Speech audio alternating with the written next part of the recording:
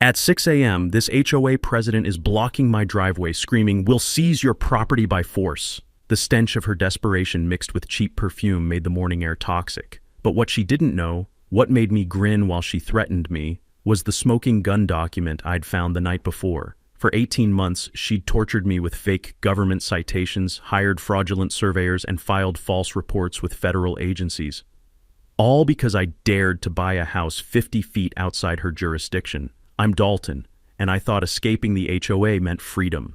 Instead, I stumbled into something that would expose corruption affecting 67 innocent families who had no idea what was coming for them. What would you do if a power-drunk neighbor declared war on your property rights? Where are you watching from?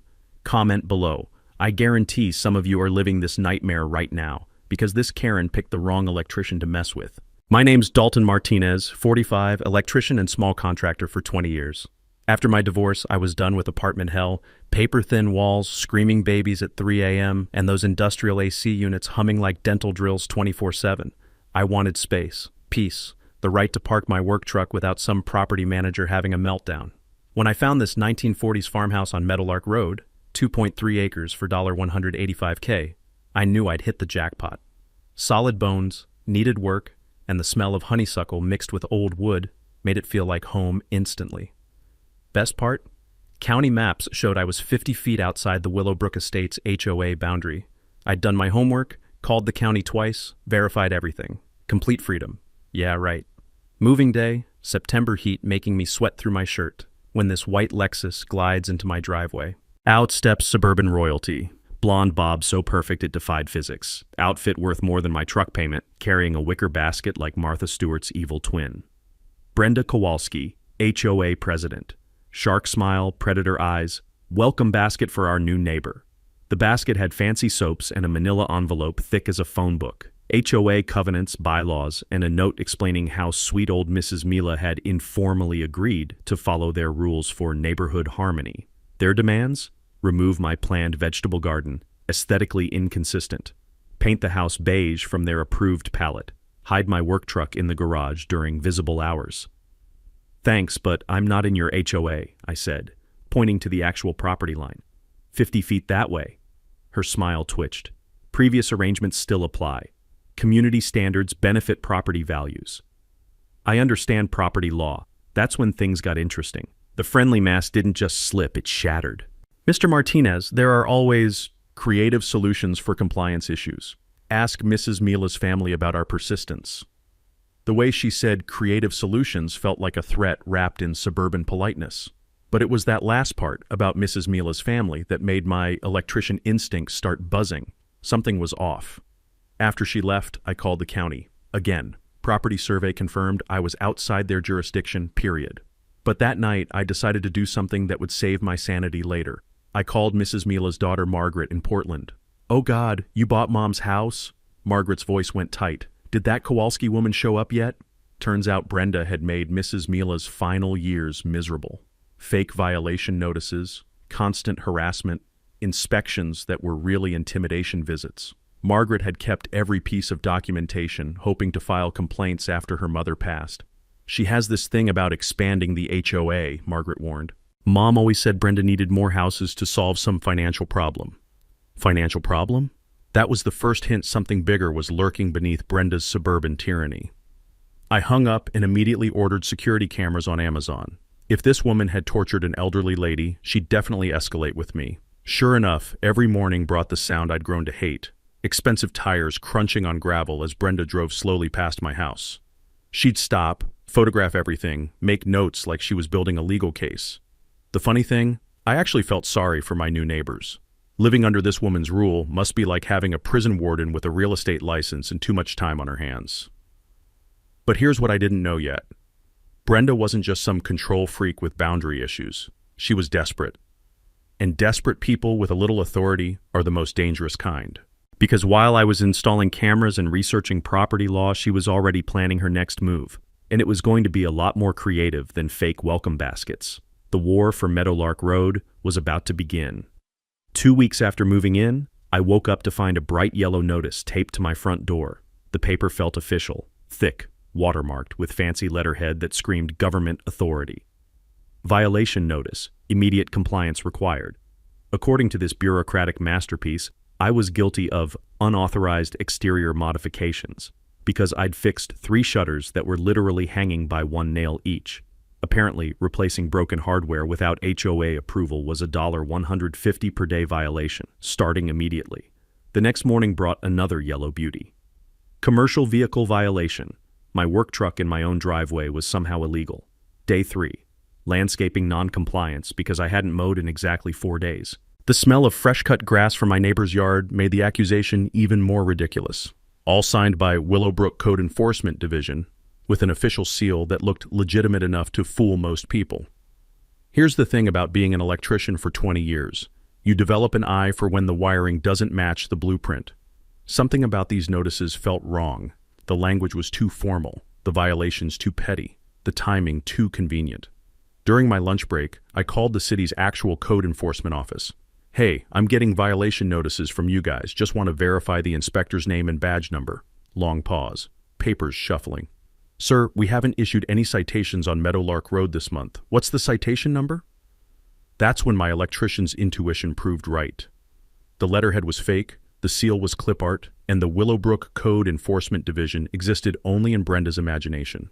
I remembered reading somewhere that impersonating government authority is actually a serious crime, up to a year in jail in most states. Brenda was playing a dangerous game, but she wasn't finished with her performance art. That afternoon, a white sedan pulled up. Out stepped Brenda with reinforcements, a woman in a Navy business suit who introduced herself as Patricia Vance, HOA Compliance Coordinator. Patricia spoke like she was addressing the UN Security Council instead of complaining about vegetation height. "Mr. Martinez, we've identified several concerning irregularities in your property maintenance standards." "Such as?" Patricia pulled out an actual measuring tape. "The hedge trimming height variance exceeds community standards by approximately 3 inches. Additionally, your mailbox positioning creates visual inconsistency with neighborhood aesthetics." I watched this woman literally measure my hedge while photographing angles like she was documenting a crime scene. The whole scene was so absurd I nearly burst out laughing. These people were treating lawn care like nuclear disarmament negotiations. "Ladies, I'm not in your HOA. Those citations are fake. Keep this up and I'm calling actual police." Brenda's friendly mask evaporated completely. "Property values here depend on community cooperation, Mr. Martinez. It would be unfortunate if your business reputation suffered due to unprofessional conduct allegations." There was the real threat. She was going after my livelihood. That evening, I started what would become my obsession. Documentation. Every fake citation got photographed, filed, and cross-referenced. Every conversation got recorded on my phone. Every drive-by surveillance session got time-stamped. My kitchen table transformed into mission control for Operation Expose Brenda. I also reached out to Tom Hendricks, my neighbor down the street. Over beers on his back porch, Tom revealed Brenda's greatest hits from last year. Fake surveys claiming his fence violated property lines, harassment about his basketball hoop, threats to report his home business for tax evasion. "She's gotten worse since they built that community center," Tom said, the evening crickets providing soundtrack to our conspiracy theory session. Like she's desperate to prove her authority or something. The following week brought Brenda's magnum opus, a demand for a professional property survey, because county maps were potentially outdated.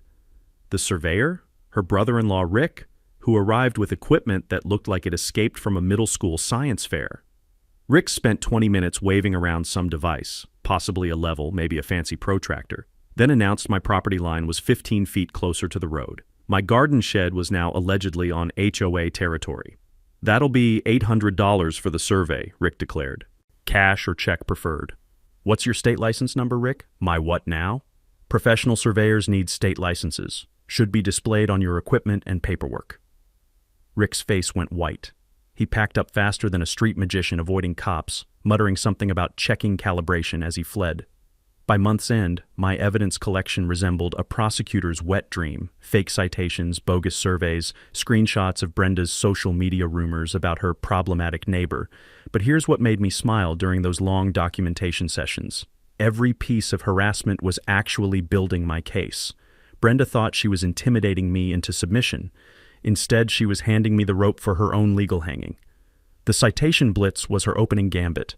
It was also her first catastrophic mistake. After Rick's embarrassing retreat, I figured Brenda might reconsider her strategy. Wrong again. The woman had the persistence of a telemarketer and twice the creativity. A week later, Rick returned with backup, a full crew and equipment that actually looked professional. The transformation was stunning. Gone was the confused guy with a glorified protractor. This Rick wore a hard hat, carried clipboards, and barked orders at two assistants like he was overseeing the Panama Canal construction. They'd rented legitimate surveying gear, transit levels, measuring chains, GPS units that beeped importantly. Rick threw around terms like geodetic coordinates and bearing calculations, with the confidence of someone who'd spent serious time on YouTube University. The performance was Academy Award material. 3 hours of measuring everything twice, taking notes on official forms, planting orange flags like they were claiming territory for Spain. The morning air filled with the sound of equipment beeping, and Rick shouting measurements that probably meant nothing. According to his corrected findings, the county had been catastrophically wrong for decades. My property line allegedly ran 15 feet into what I'd thought was my land. Not only was my garden shed supposedly on HOA territory, but my driveway was now a shared easement, requiring written permission for any modifications.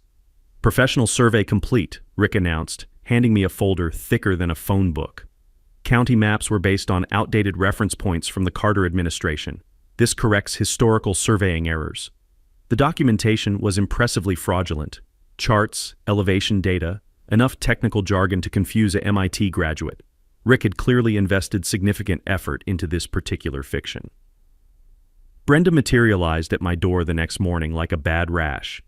Now that property boundaries are properly established, we need compliance timelines. 30 days to relocate that shed, plus easement agreements for driveway usage. And if I refuse? Property encroachment carries serious legal consequences. We'd hate involving attorneys, but rights must be protected. Her smile could have frozen lava. Here's where 20 years of electrical work saved my sanity. When you rewire old houses, you learn that previous work is often complete garbage. So instead of panicking, I started fact-checking like a paranoid journalist. I called 3 real surveyors for quotes, just to understand their process. Every conversation revealed glaring problems with Rick's methodology. Legitimate surveyors spend days researching historical records, use GPS equipment calibrated to satellite networks, and carry insurance for million-dollar mistakes because boundary disputes can literally destroy lives. Rick's survey had taken 3 hours and relied on measuring distances from random trees. No GPS calibration, no historical research, no insurance documentation anywhere. The smoking gun came from the state licensing board. Rick's surveying license had been suspended 2 years ago for, wait for it, falsifying boundary reports in a divorce proceeding. The man was a repeat offender. Time for nuclear retaliation. I hired Jennifer Walsh, a surveyor with credentials longer than my grocery list and equipment that made NASA jealous. The $1,200 fee made my credit card weep, but watching Jennifer's team arrive was pure satisfaction. Their GPS units alone cost more than Rick's entire rental budget. Jennifer's crew worked with the methodical precision of Swiss watchmakers. 2 full days of measurements, cross-referenced with county records dating back to when Eisenhower was president. Their laser levels were so accurate they could probably measure the Earth's rotation. The results were beautiful vindication. My boundaries matched county records exactly. Rick's survey contained more errors than a first-year math student's homework. But Jennifer discovered something even sweeter. The HOA's fancy entrance sign sat partially on county easement without permits. This previous survey contains 12 fundamental errors, Jennifer explained, comparing documents with the clinical precision of a coroner. Whoever did this was either completely incompetent or deliberately falsifying results. When Brenda saw Jennifer's crew, she stormed over like an angry hen defending her nest. The confrontation was magnificent. "What's happening here?" Brenda demanded. "Professional boundary verification," Jennifer replied with the calm authority of someone who actually knew what they were doing. "We already surveyed this property." Jennifer glanced at Rick's paperwork. I swear she almost laughed. "Ma'am, this document wouldn't be admissible in traffic court, let alone property litigation." Brenda's face cycled through colors I didn't know human skin could achieve before she retreated to plot her next assault. That evening, Tom brought beer and intelligence.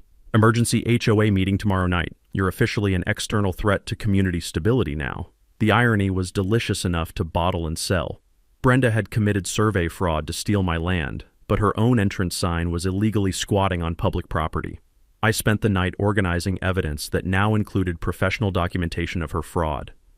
Brenda was building my legal case one fake document at a time, but her next escalation would make survey fraud look like jaywalking.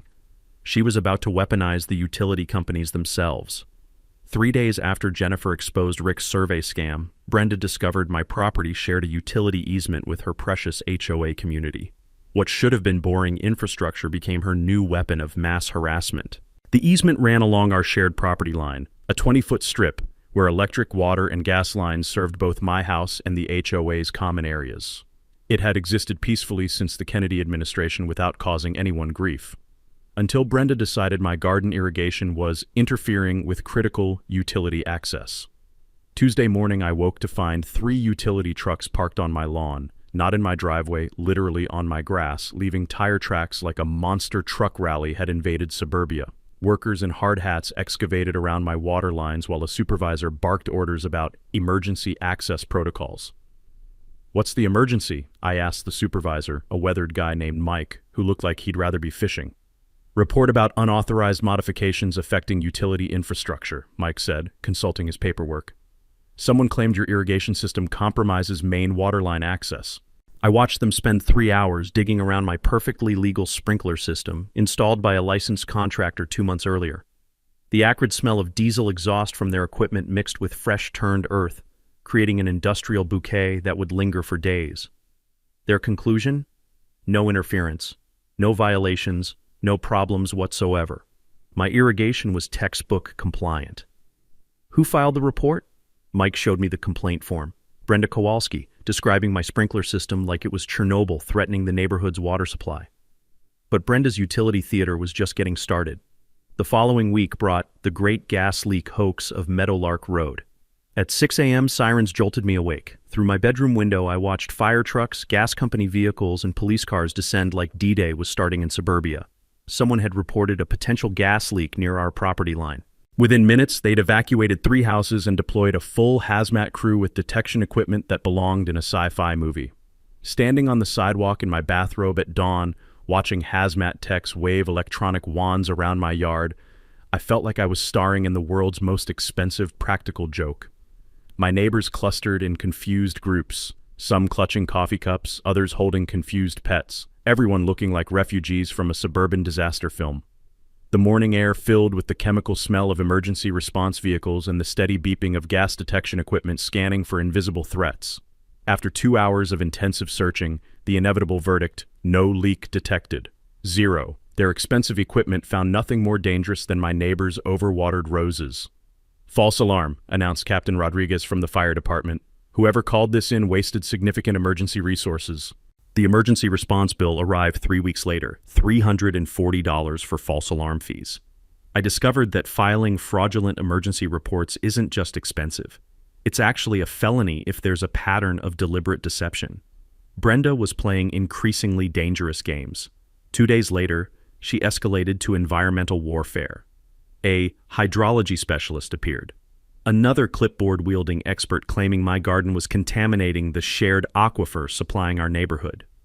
This specialist, who turned out to be an HVAC guy named Gary, explained with deadpan authority that my vegetable garden was essentially a toxic waste site, threatening everyone's drinking water through excessive organic matter infiltration. The scientific illiteracy was magnificent. Gary suggested my tomato plants were environmental disasters requiring immediate soil remediation costing $2,800, plus ongoing monitoring fees. I'd officially reached my tolerance limit for Brenda's parade of fake professionals. That afternoon, I called Dr. Sarah Kim, an actual hydrologist from the state university. For $400, she spent 3 hours testing soil and water samples around my property. Her findings obliterated Gary's pseudoscience so completely, I almost felt sorry for his ignorance. "Your garden irrigation has 0 environmental impact," Dr. Kim explained, her equipment making soft clicking sounds as it analyzed samples.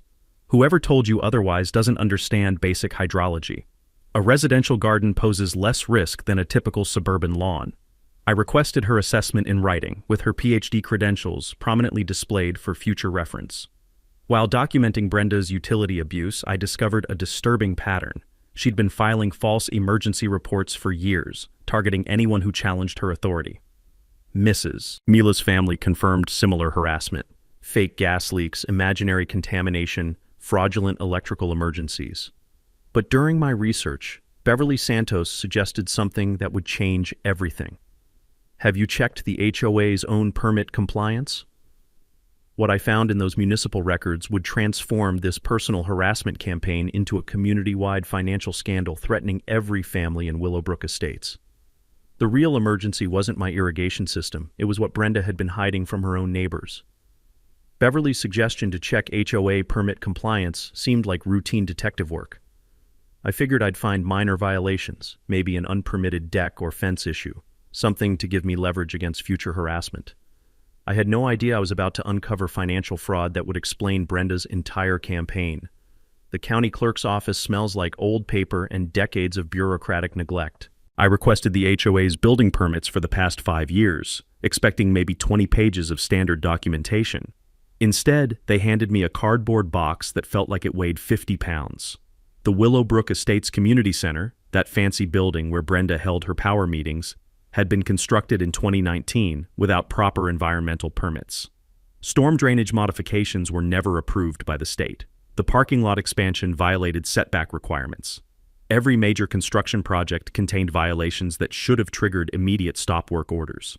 But here's where my electrician's brain started sparking. The permits that did exist showed construction costs of $340,000. For a community of 67 homes, that meant each family should have been assessed roughly $5,000. I called Tom immediately. How much did you pay for the community center assessment? $1,500. Brenda said they got contractor deals and came in under budget. The math hit me like an electrical shock. If everyone paid $1,500, the HOA had collected only $100,500 for a $340,000 project. Someone had covered a $240,000 difference. That's when I found the smoking gun buried in court records. Lawsuit, City of Willowbrook versus Willowbrook Estates HOA, filed 2021. The HOA had challenged a traffic light installation, claiming it would devastate property values. They'd hired high-powered attorneys, fought the city for 18 months, and lost catastrophically. The final judgment made my hands shake. $847,000 in combined legal fees, court costs, and punitive damages. The HOA was ordered to pay immediately or face asset seizure and dissolution. I sat in my truck outside the courthouse, engine ticking as it cooled, staring at documents that explained everything. The smell of hot asphalt through my open windows mixed with the metallic taste of shock in my mouth. Brenda wasn't harassing me over property standards or community harmony. She was financially desperate, and expanding HOA membership was her only path to survival. My $185,000 property would generate $2,400 annually in dues, force 10 more properties into the HOA, and she'd add $24,000 yearly income. Still nowhere near enough to cover $847,000 in debt, but enough to negotiate payment plans and avoid immediate foreclosure of community assets. Every harassment tactic suddenly made sense. Every fake citation, fraudulent survey, and utility emergency, all motivated by pure financial panic. That evening I called Margaret Mila. Did your mother ever mention HOA financial problems?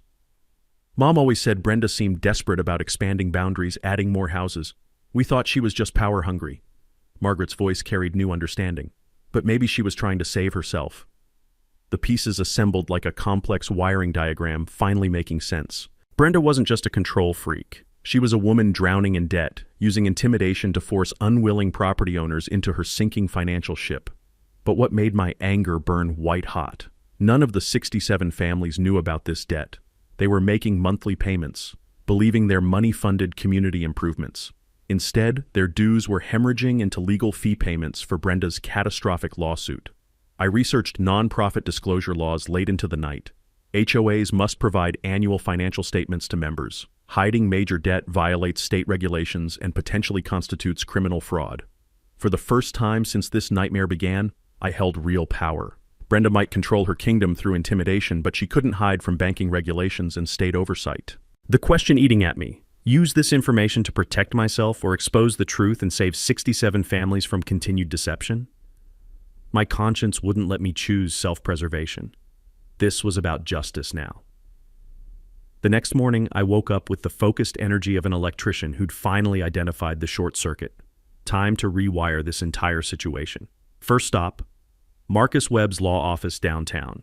Marcus had the kind of steady confidence that comes from 30 years of making bureaucrats sweat. His office smelled like leather-bound law books and industrial-strength coffee, the aroma of serious legal warfare about to begin. "You've uncovered something spectacular," Marcus said, spreading my evidence across his mahogany desk like a general planning invasion. "Systematic harassment, financial fraud, government impersonation. She's violated so many laws I'll need a calculator to count the felonies."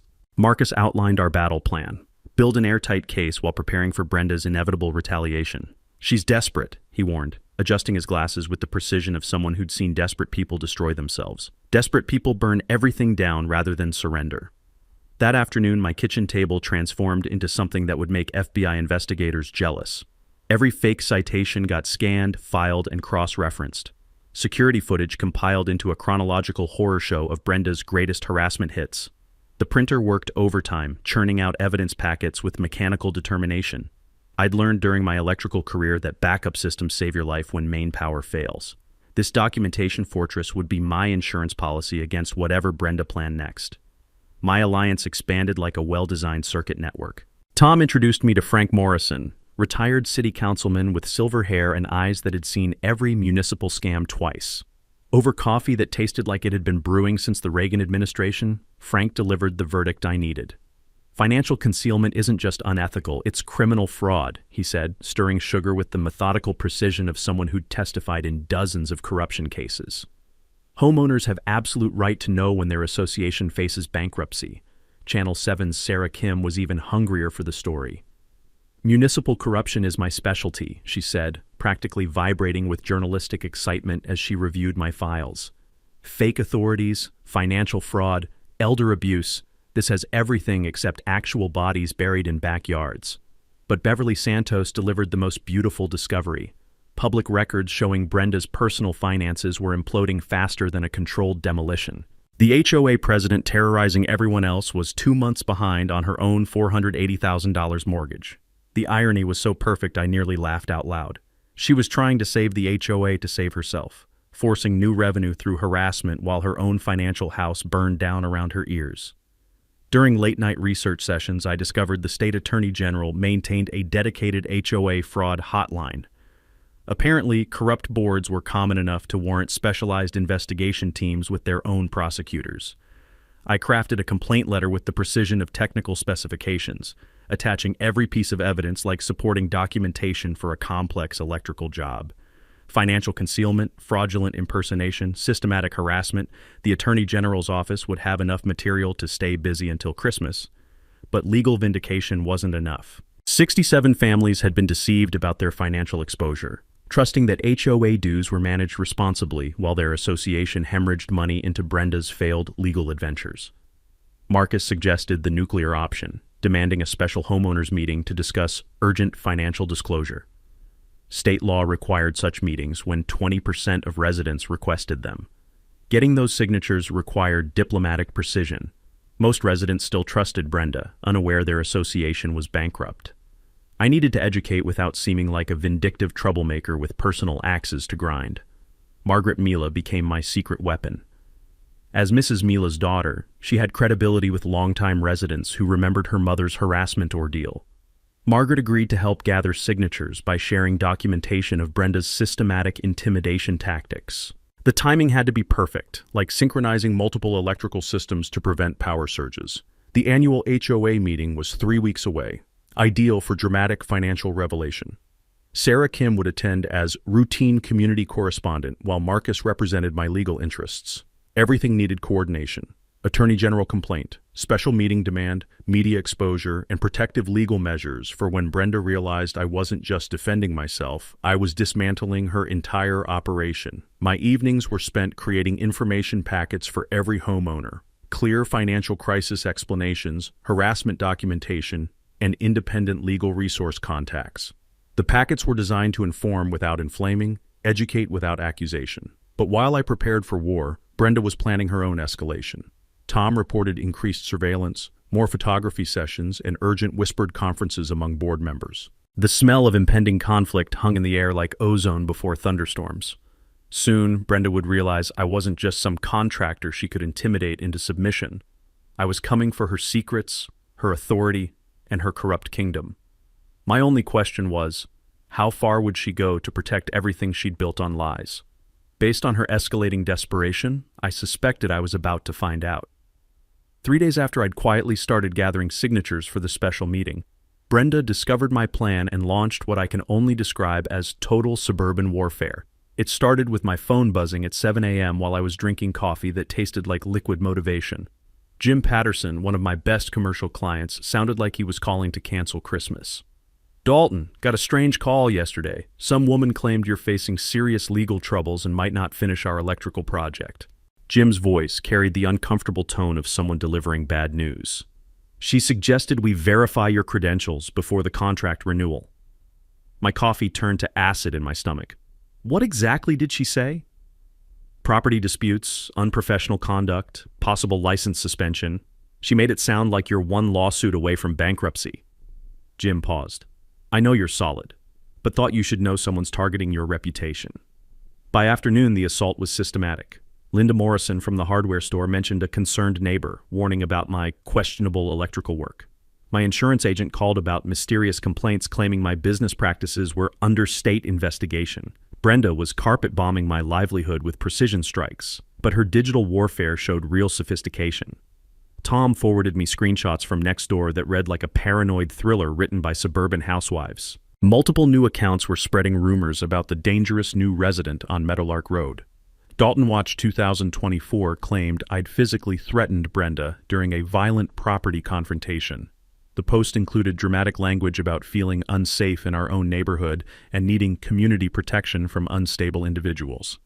Concerned Neighbor 47 suggested my electrical work violated multiple building codes and posed serious fire hazards to neighboring families. This post cleverly included technical-sounding language that would frighten anyone who'd ever worried about house fires. Willowbrook Mom went full conspiracy theory, implying I hosted late-night gatherings with suspicious visitors who might be involved in drug distribution. The post was crafted with the perfect blend of concern and innuendo that makes suburban parents lock their doors.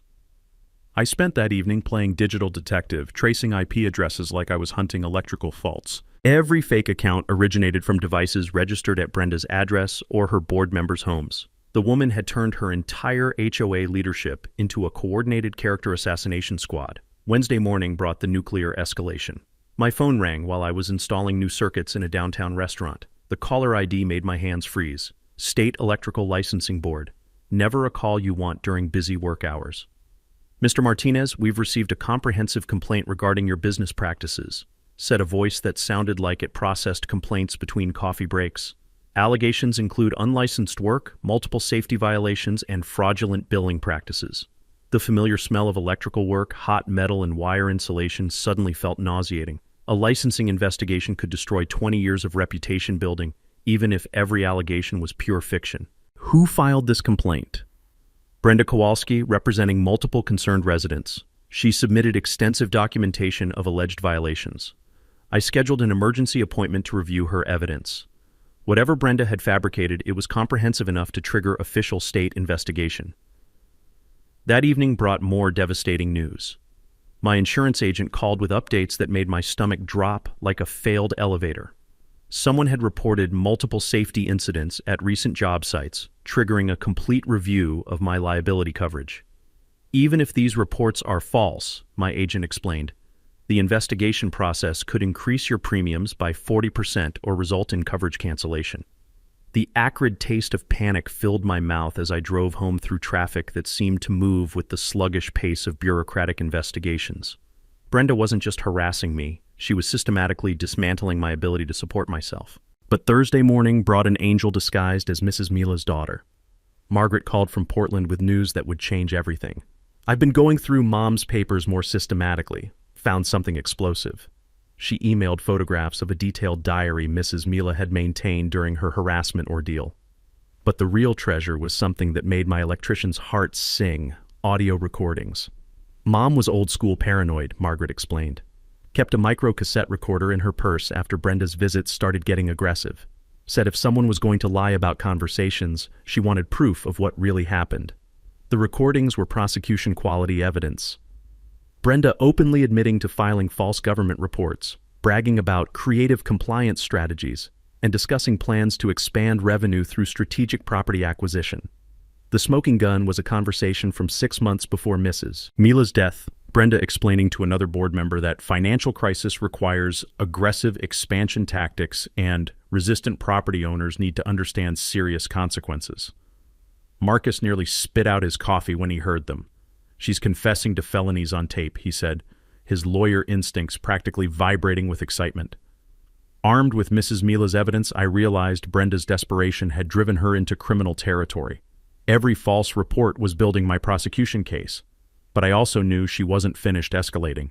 Someone willing to destroy an elderly woman's final years wouldn't stop at business sabotage. By Friday morning, I thought Brenda had exhausted her arsenal of harassment tactics. I was wrong. Desperate people don't just escalate, they go completely insane. The first sign came when Tom called at 6 a.m., his voice tight with disbelief.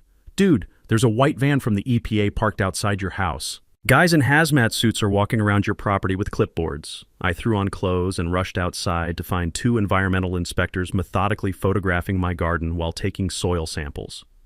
The morning air carried the chemical smell of their testing equipment mixed with the scent of my tomato plants, and surreal combination of bureaucracy and suburbia.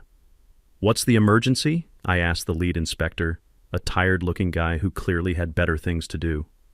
"Report of potential groundwater contamination from residential chemical disposal," he said, consulting paperwork that looked official enough to be legitimate. "Someone filed a complaint claiming hazardous materials are being improperly stored on this property." I watched them spend 3 hours testing soil that had never seen anything more dangerous than organic fertilizer. Their equipment beeped and clicked with mechanical precision while I explained that my chemical storage consisted of lawnmower gas and WD-40 in a locked shed. Their conclusion was inevitable: no contamination, no violations, no hazardous materials detected. Just another false report wasting taxpayer resources. "Who filed the complaint?" The inspector showed me the paperwork. Brenda Kowalski claiming suspicious chemical odors and potential environmental hazards threatening neighborhood water supplies. But Brenda's federal agency tour was just beginning. Tuesday brought the IRS. An auditor named Williams sat in my kitchen spreading 20 years of tax returns across my table like he was solving a murder case. The smell of his government-issued coffee mixed with the stress sweat I was trying not to produce. "We received a tip claiming unreported business income and potential tax evasion," Williams explained with the enthusiasm of someone reading refrigerator warranties. The complaint included detailed allegations about cash payments and off-the-books electrical work. I provided every receipt, every bank statement, every piece of documentation proving my taxes were cleaner than hospital surgery. Williams spent 6 hours auditing my life before reaching the obvious conclusion: my financial records were impeccable. "Whoever filed this complaint either has serious misconceptions about your business or was deliberately wasting our time," Williams said, packing up his files with obvious irritation. The following week brought immigration enforcement, despite the fact that I was born in Cleveland and my family had been American citizens since before the Civil War. The ICE officer looked embarrassed when I showed him my birth certificate and military discharge papers. "Someone reported suspicious activity and questioned your legal status," he explained apologetically. "Obviously a false report. Sorry for the inconvenience." By Thursday, I was expecting visits from the FBI, NASA, and possibly the Vatican. Brenda had apparently decided that if she couldn't destroy me locally, she'd involve every federal agency that would answer her calls. But Friday morning brought the confrontation that would finally expose her complete mental breakdown. I was loading tools into my truck at 6 a.m. when Brenda's white Lexus screeched into my driveway, blocking my exit. She jumped out like a woman possessed, her perfectly styled hair disheveled and her business clothes wrinkled like she'd slept in them. The stench of desperation hung around her like cheap perfume as she marched toward me with the determination of someone who'd completely lost touch with reality. "This ends now," she screamed, her voice cracking with hysteria. "You will submit to HOA authority or we'll seize your property by force if we have to." The words echoed across the quiet neighborhood like a deranged battle cry. Windows started opening as neighbors emerged to witness what sounded like a complete psychological meltdown happening in broad daylight. "Brenda, you need to move your car," I said calmly, pulling out my phone to record her breakdown. "I have work appointments this morning. No more games, no more delays. You will comply with community standards or face the consequences." She was gesticulating wildly, spittle flying as she ranted about property seizure authority that existed only in her increasingly unhinged imagination. Mrs. Henderson from across the street called 911 when Brenda started threatening physical force. The sound of sirens approaching seemed to snap her back to partial reality, but the damage was done. Officer Rodriguez arrived to find Brenda still screaming about her non-existent authority to seize private property. The contrast was stark. A calm professional dealing with someone who'd clearly crossed the line from harassment into mental health crisis territory. "Ma'am, you have no legal authority over this property," Rodriguez explained with the patience of someone who'd dealt with delusional complaints before. "You need to move your vehicle immediately." "But the community standards, the property values, he's destroying everything." Brenda's voice carried the desperate edge of someone watching their entire world collapse. Rodriguez documented her threats while explaining that false government reports constitute criminal activity. As he spoke, I realized Brenda had finally provided the perfect evidence of her harassment campaign, a public meltdown witnessed by multiple neighbors and recorded by police. The woman who'd spent 18 months trying to destroy my peace had just destroyed herself instead. Her desperate gambit had become her final mistake. 5 days after Brenda's public meltdown, the Willowbrook Estates annual meeting arrived like Judgment Day wrapped in suburban formality. The community center, ironically the same building being secretly foreclosed, buzzed with unprecedented attendance. 63 homeowners packed folding chairs that creaked under the weight of 18 months of suppressed frustrations. Channel 7's news crew positioned cameras near the back, ostensibly covering routine community governance. Marcus Webb sat with legal documents in his briefcase, while Officer Rodriguez attended as community liaison. The air smelled like nervous anticipation mixed with the industrial carpet cleaner they'd used to make everything look presentable for the cameras. Brenda entered like a general preparing for her final battle. Her appearance was immaculate, fresh blonde highlights, pressed business suit, confident smile that didn't quite hide the desperation in her eyes. She carried herself with the forced authority of someone who knew her kingdom was crumbling but refused to admit defeat. "Welcome to our annual financial and governance review," she announced, her voice echoing off walls that would soon be seized by creditors. "Tonight we'll discuss community improvements, budget allocations, and addressing external threats to our property values." Margaret Mila raised her hand immediately. "Before discussing budgets, we need full financial disclosure. Many residents have questions about our actual financial position." Nervous murmurs rippled through the crowd. Most homeowners had no idea their association was bankrupt, believing their monthly dues funded legitimate community improvements rather than legal debt payments. Brenda's smile flickered like a fluorescent bulb preparing to burn out. "Financial matters will be addressed in the appropriate agenda sequence."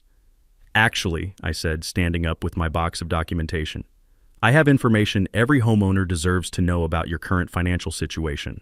The room went silent except for the quiet whir of news cameras capturing every moment. I'd timed this perfectly. Maximum attendance, media present, legal representation available. Over the past 6 months, I've discovered that this HOA is hiding $847,000 in debt from a failed lawsuit against the city, I announced, my voice carrying clearly across the packed room. "Your monthly dues aren't funding community improvements. They're paying legal fees for Brenda's personal vendetta that bankrupted your association." Gasps and angry murmurs filled the air as I distributed copies of court documents, bank foreclosure notices, and financial records to stunned homeowners. The sound of papers rustling mixed with shocked whispers created a symphony of suburban outrage. "Those documents are fabricated lies," Brenda shrieked, her composure evaporating like morning dew. "This man has been harassing our community for months, filing false reports and threatening residents." Sarah Kim from Channel 7 stepped forward with her microphone. "Mrs. Kowalski, these appear to be official court documents. Can you confirm whether the HOA currently owes $847,000 in legal fees?" "I don't have to answer hostile questions from biased media," Brenda snapped, her mask of authority completely dissolving. But I wasn't finished. "Let me show everyone the real harassment campaign," I said, connecting my laptop to the room's projector. 18 months of fake government citations, fraudulent surveys, false emergency reports, and systematic business sabotage. The projector screen lit up with security footage of Rick's fake survey, screenshots of forged violation notices, and recordings of Brenda threatening Mrs. Mila. The visual evidence was overwhelming, a comprehensive documentation of corruption that left no room for denial. The homeowners' shock transformed into outrage as they realized the scope of deception. These weren't just financial irregularities. This was systematic fraud affecting every family in the community. "This is a conspiracy," Brenda screamed, pointing at me with shaking hands. "He orchestrated this entire financial crisis to destroy our community. Property values are plummeting because of his resistance to reasonable standards." Officer Rodriguez stepped forward with the calm authority of someone trained to handle public disturbances. "Ma'am, we have documented reports of your threats and false government filings. You need to control yourself." But Brenda was beyond rational control. "We have the authority to seize non-compliant properties. Community standards must be enforced by force if necessary." Her voice cracked as she repeated the same delusional threats that had gotten her a restraining order. The news cameras captured every unhinged moment while homeowners stared in horrified fascination at their association president's complete mental breakdown. Marcus Webb stood up with legal documents in hand. "Mrs. Kowalski, you have no legal authority over any property outside this HOA's jurisdiction. Your threats constitute criminal harassment and will be prosecuted accordingly." The room erupted in calls for her resignation. Board members who'd supported her quietly distanced themselves, realizing their association with her corruption could result in personal liability. Tom Hendricks made the motion everyone was thinking. "I move for an immediate vote of no confidence in the current board and emergency financial audit of all association accounts." The vote was unanimous, except for Brenda's single dissent. Standing before the assembled community, with cameras rolling and legal consequences looming, I delivered the words that would end her reign of suburban tyranny. I just wanted to live peacefully on my own property. Instead, I discovered systematic corruption threatening 67 families' financial security. This was never about me. It was about protecting this community from fraud and restoring honest governance. The applause that followed sounded like justice finally arriving in Willowbrook Estates. 6 weeks after the meeting that ended Brenda's suburban dictatorship, justice arrived with the satisfying precision of a perfectly installed electrical panel. The criminal charges came swiftly. District Attorney Jennifer Walsh filed 6 felony counts: fraud, false government reports, criminal harassment, and elder abuse. The evidence mountain was so overwhelming that Brenda's attorney recommended immediate plea negotiations rather than facing a jury who'd watched her meltdown on Channel 7. Brenda accepted 18 months supervised probation, $50,000 restitution, and permanent prohibition from any HOA leadership role statewide. Her real estate license vanished permanently, and she was forced to sell her foreclosure-threatened home to cover legal fees. The sweet smell of financial recovery exceeded everyone's expectations. Independent auditors recovered $340,000 through insurance claims and asset seizures, dramatically reducing community debt. What should have been bankruptcy became manageable refinancing spread over 10 years. The HOA transformation was beautiful to witness. Tom Hendricks won the presidential election on a transparency platform that would have made government reformers weep with joy. Monthly financial statements became standard practice, and major expenditures now require actual homeowner approval through legitimate voting. Most importantly, the community center, that symbol of Brenda's fiscal irresponsibility, was saved through proper refinancing. Instead of foreclosure, Willowbrook Estates emerged stronger with educated homeowners and honest leadership. My personal vindication tasted sweeter than morning coffee on a perfect day. All false government reports were expunged from official records. The state licensing board issued a formal letter confirming my credentials were never questioned. Business actually increased as media coverage attracted clients who valued integrity and thorough documentation. The restraining order became permanent after Brenda violated it twice, driving past my property and leaving rambling notes about community justice and property rights revenge. She eventually fled to another state where HOA networks had been warned about her history through professional channels. But the real victory was community healing that transformed neighborly relationships. Residents who'd been intimidated into silence found their voices again. Beverly Santos became official municipal liaison, ensuring proper oversight of future projects. Margaret Mila moved back from Portland permanently, saying the community finally felt safe.